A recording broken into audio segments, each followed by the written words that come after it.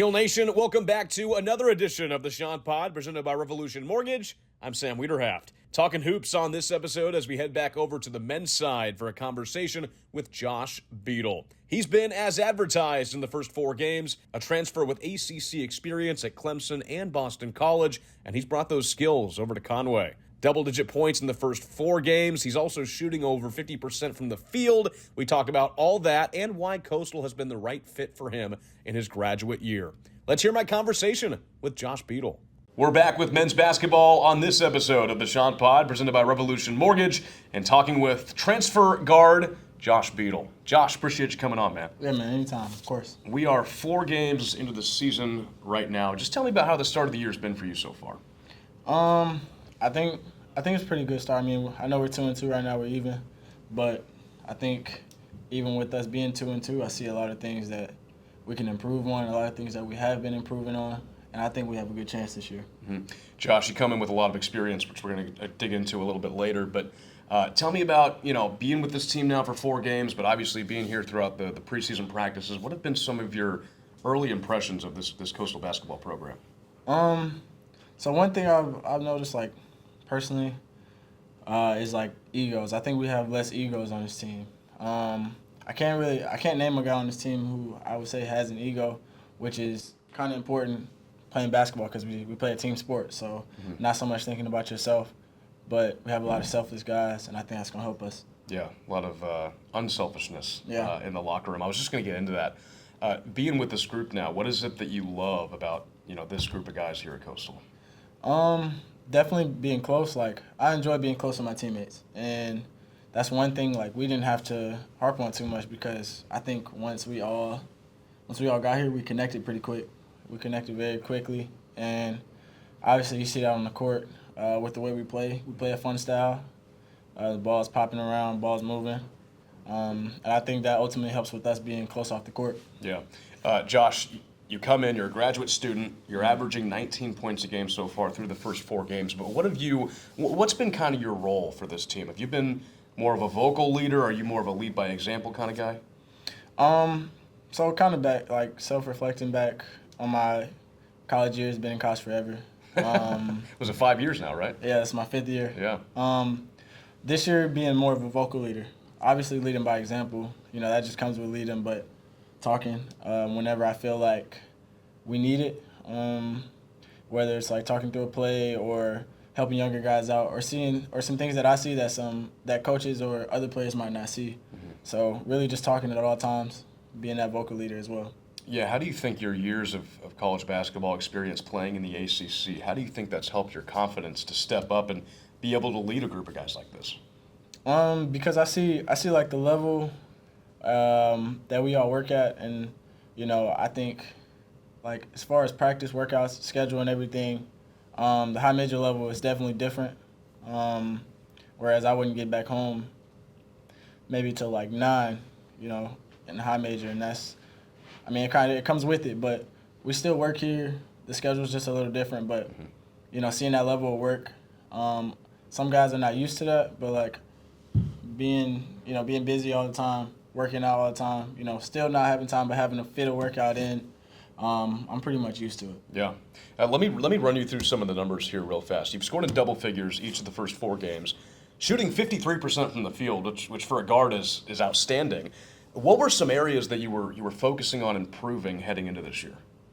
Definitely being able to make open shots, but one thing I say I have to improve on, obviously, turnovers. But it's pretty much just I'm doing what the defense gives me. I feel like I've been able to get to the basket, and that's been my upside and how I've been able to, be successful throughout these games. So pretty much taking what the defense gives me and knowing what I can get to, because I can score at all levels, but if I can get to the basket, why not? Yeah. With your 1 year at Boston College, you scored in double figures. I believe it was 6 times that year. And now with what you've done so far through the first 4 games, how have you noticed your game evolve from all your years of college basketball? First few years, obviously I didn't. Looking at the numbers, like I didn't shoot the ball too well. I want to say my sophomore year, I shot the ball my sophomore year, which would be my junior year, because I redshirted. Yeah. I shot the ball from the three, 16%. So obviously that had to go up. That next summer when the gym got a lot of shots up, fixing my shot, fixing mechanics, things like that. I think that's been the biggest part. So last year, Boston College, I shot the ball maybe around 45, 47% from the three. So definitely improving that. Being a threat, and honestly focusing on going to my right more. I mean, I go left a lot, but they let me get to my left. Yeah. Josh, that was really the first game that we got to see Teal Nation in full force. There was a lot of fans at that game against Winthrop. Just what was your favorite part about playing in that environment at the HTC Center? Definitely the fans. It's pretty fun playing in a gym that's packed, that has a lot of fans, because that's gonna get us riled up. It gives us confidence. It gives us, a little bit of boost to play, and hopefully all the rest of the games are like that. All of our home games. Yeah. I think some heads turned when we saw that Josh Beadle committed to Coastal Carolina. Experience at Clemson, experience at Boston College, playing in the ACC. Why was Coastal Carolina the right fit for you? First, I knew I wanted to be closer to home for my last year, so that my parents could watch me. I'm not really sure what next year will look like for me. I could be playing across the states. I could be playing across the world. Sure. So I know being in the South, my family would be able to get to catch some games, and that's ultimately what I wanted. My role, I think Coach Berry, he was pretty clear in like what he wanted from me and what he think our team would look like, and I think meeting the whole staff, players, type of players that he recruited, he walked me through the roster as well. I think that gave me confidence to come here, and really authenticity from everyone. Since I've been here, it's all been the same. Everyone's been the same, and ultimately it's been a good experience. Talking about Coastal head coach Justin Gray, he's mentioned to me about you that you're a guy that wants to get Coastal back to a successful level of basketball, and you've already been at that successful level, playing on a Clemson team that was in the Elite Eight a few years ago. From your experience, what ingredients does it take to bring a winning culture? Kind of what we talked about earlier, with first being a close team. I think that really helps us. Like that's what's gonna get us there, because ultimately, like, we have a lot of away games right now. We're going through a lot of away games. Yeah. Us being close, that makes it like just as easy. We have to bring our own energy. We have to be the guys that's gonna be there for each other. So I think that's what's really going to get us there. And with that, we have a lot of guys that work out. We work out a lot. We get a lot of shots up. Like this morning, we were here 7 a.m. Everyone's here getting shots up. So like that's really big. Everyone's seeing like what they want, what we all want. Coach made us go through what we want this year, and a lot of guys said they wanted to get SBC championship, and that's what we want. So we're just working towards that. I think we're on a good track. You talk about being on the road a lot. I mean, there's a home game on November 30th, and there's not another home game until the 1st of January, New Year's Day. How do you think that? I mean, you kind of touched on it, but how do you think that benefits you guys as far as bringing the team together by having all those road trips? Yeah. Honestly, I like how the schedule is set up, because now, obviously first game, away game, we lost, close game. We started out hot, didn't finish so well. Obviously didn't win that game, and then last game, Jacksonville, we didn't start out well, but I will say we picked it up. We ended well, ended decent. So now just being able to fit that together, I think us getting another chance at it on Friday, that's going to be big, because, going on, we play our conference tournament. That's going to be away. So, I think the way that our schedule's set up, it'll really help us in the end. I think it's setting us up really good to have a great chance at the end of the year. Talking with Coastal guard Josh Beadle on the Chant Pod, presented by Revolution Mortgage. Like I talked about earlier, 3 years at Clemson, Elite Eight in 2023-24. Just what were your favorite parts of making that run and getting a chance to play in some pretty big-time basketball games? Really experience. Once when you're in the tournament, it's you can't even really put it into words, because you're getting treated like royalty. Like every practice, every game, we got police escort, didn't wait for lights. A lot of gear, obviously, March Madness stuff, and that's things that you dream of as a kid, because you watch it on TV growing up. So being a part of it was kind of surreal. It's pretty surreal. Where do you keep all that stuff that you get from the tournament? Do you have it all in like a box somewhere, or where is it? It's at home. We got some jackets, some clothes. I still wear some stuff. Yeah. I mean, you should. Towels. I use a towel. Yeah. I mean, yeah, I just keep it at home. Yeah, that's pretty awesome stuff because you see that on TV, all the guys getting the gear, the shoes, the jackets, and all that stuff you said. You talk about being back closer to home. You're from Columbia, South Carolina. So what's your favorite part about, whenever you do get to go back and visit Columbia, what's your favorite part about being back home? Definitely family. Being in Boston last year, 14 hours away. Didn't really get to see much family. Didn't get to really be around for holidays. If I did, not as long because I had to take flights, things like that. So just the convenience of being home and getting to see my family. Obviously, some food. I didn't really too much like the food in Boston. Being back down south too. You're not a clam chowder guy? No, not at all. I get to eat Waffle House again, man. Yeah. Things like that. There we go. How supportive has your family been throughout your basketball journey? They've been everything, honestly. I kind of grew up in a basketball family. My mom's really been big into basketball. My sisters, they play basketball. My mom, she really wanted to be a college coach at some point. So a lot of people don't really know that, but they really helped me with that. Like, they also know basketball, so it's not just really me trying to figure it out by myself. Sure. That's what made it a lot easier. My family knowing basketball. Mm-hmm. I think that's what's really got me there. Coming from a basketball family, do you remember first starting out to play? Like, how old were you? 4. I've been playing since I was 4, so basketball is pretty much all I know. That's been your whole life. Yeah. Take me through what your pregame routine is like, and I'm sure it's changed throughout the years of you playing your whole life. But now, kind of where's it at? What are you doing before the game? Kind of what I feel. So if I feel a little tired, I'll take a nap. But a cold shower is essential.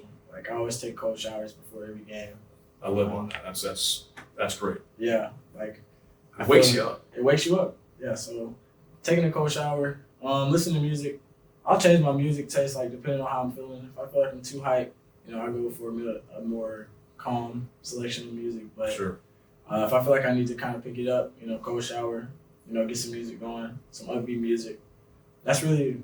I try to not really be superstitious before the game, but definitely a cold shower. Yeah. When was the point? Because you talked about you're playing basketball your whole life. When was the point that you realized that playing collegiate basketball at a D1 level is something that you could achieve? Honestly, I kind of knew I'd get there, like just based off how I lived. Since basketball was all that I know, like never really had a free summer growing up. I couldn't tell you the last time I've had a free summer. Wow. Basketball being like all that I do, like when on the weekends, wasn't really much of a partier, like a person that go out a lot. It was either gym, home, and I enjoyed that lifestyle. So I kind of pretty much already knew it, and obviously I see that the talent level was there, but still maintaining the same work. I think that's what's got me there, but the level didn't really kick in until college offers started coming in, and I felt like I could play at a high major level, and that's where I played, and good experience. It's just always been a goal for you. It's always been at the top of your mind. Yeah, it's always been there. You just mentioned it. You're playing basketball all the time. When you're not playing basketball, whenever that is, whatever time you do have, what are some things that you enjoy doing? I really spend my time playing the game. I play a lot of Call of Duty. Yeah. Me and the guys, we hang out a lot. Like, we'll go and get some food, or just do something random. Just find something to do. So there's not a burnout, and finding that balance really. So I haven't been fishing yet, but I like to fish. Yeah. I haven't been fishing yet. You're in the perfect spot for it. Yeah. A lot of good fishing spots here. Who's the best Call of Duty player on the team? Oof, definitely me. Definitely me. I figured that would be the answer. I think the guys would agree. Yeah. Josh, I'll close it out with this one, but obviously being with the team very early in the season, still getting a feel for everything, but what about this group gives you the confidence that this team can compete at a high level and compete in the Sun Belt? Really just all of our mindsets. I feel like we're all on the same page as far as where we want to go, like the goals, everything like that. And, there hasn't been a selfish bone in anyone's body, to where we have complaining about, personal things, personal preferences. And I think that's really big because, it's kind of like a domino effect. You see one person complaining, it gets contagious. Mm-hmm. And everyone's been maintaining the mindset every day. We've been playing hard. We played hard. We played really hard as well. So I think that's what's going to get us there. And that's what's giving us and the coaches confidence. Yeah. This team certainly plays hard. We've seen that for the first 4 games and can't wait to see it the rest of the season. Josh, we appreciate you coming on. Thank you. I appreciate it. Well, he's certainly a guy that you want to have on your side, that's for sure. Coastal men's basketball travels to Illinois for the Western Illinois MTE with games on Friday, Saturday, and Sunday. Coastal volleyball starts their journey to a Sun Belt championship on Friday against Texas State from Foley, Alabama, so good luck to the Chants in the conference tournament. And Coastal football heads to Columbia to take on South Carolina for a game on the SEC Network at 4:15 on Saturday. Thanks for listening to another episode of the Chant Pod presented by Revolution Mortgage. Appreciate Josh Beadle for jumping on and letting us hear from him as this season really starts to get going. Have a great weekend, Teal Nation. I'm Sam Wiederhaft signing off. Chant's up.